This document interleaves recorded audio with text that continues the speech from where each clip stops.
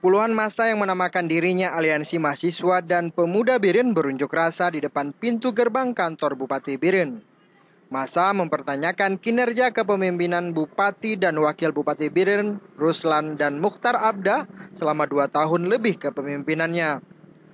Pasalnya, massa menilai selama ini Bupati Biren terkesan hanya menghambur-hamburkan uang untuk program fiktif dan belum melakukan pembangunan yang bersifat mendongkrak perekonomian masyarakat setempat.